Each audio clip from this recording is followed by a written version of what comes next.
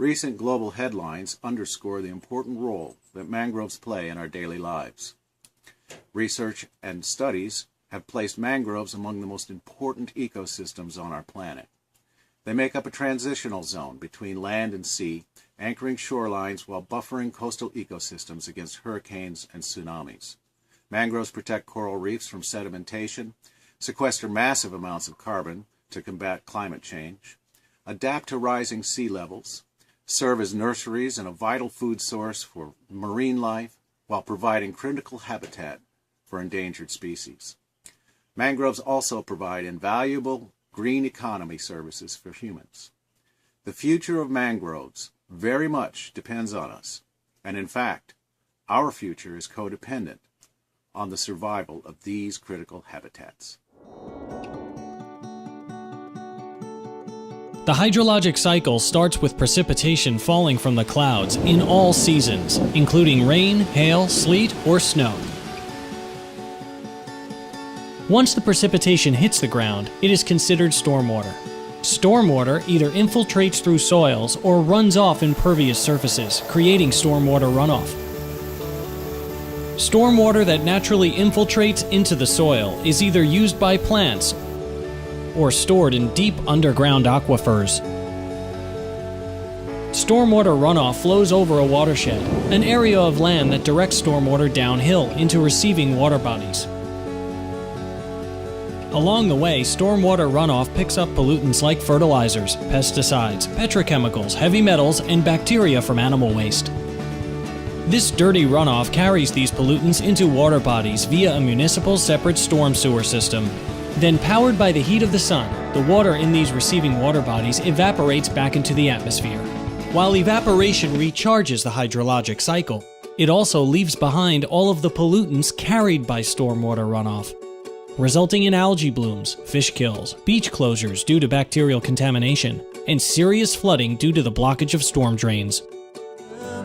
There are cities in those upper parts of the watershed that really feel like they don't have a strong connection to the coastline, and yet that watershed is ultimately coming down through the rivers and the creeks and impacting the coast. The first flush is that initial pulse of runoff that comes off an urban site or a residential site. The first flush generally has higher pollutant concentrations, higher loads than the rest of the storm events. Traditionally, the way we've dealt with stormwater is we've allowed water to run off the roofs of the houses, down the downspouts, into the roads, through the drop inlet, into the pipe system, and then straight out to the river. The traditional thinking was to get those stormwater flows out to the ocean as rapidly as possible. So a natural watershed does have a lot of native vegetation that will slow the rainfall down, and as the water runs across the surface, it infiltrates in. And so we call that sort of a natural watershed process. Creeks and streams have, in a natural setting, have floodplains. Those floodplains act as sponges. Towns and cities where we have huge extensive impervious area, those floodplain sponges have been paved over. All the nutrient runoff from residential areas, industrial areas, washing right into these shallow water ecosystems. In this experiment, we're adding nitrogen and phosphorus, two elements that are used in commercial fertilizers, to see how excess nutrients affect mangrove ecosystems.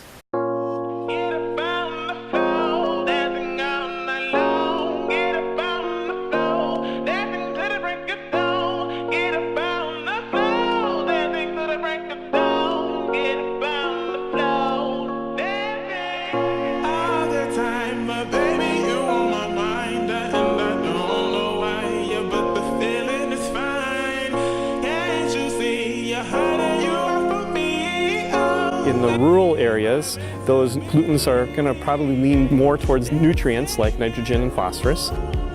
1 pound of phosphorus that gets to our lakes makes 500 pounds of algae. In urban areas, pollutants are going to be more of the heavy metals, the petroleum products, and the things like garbage and litter. Stormwater is our enemy.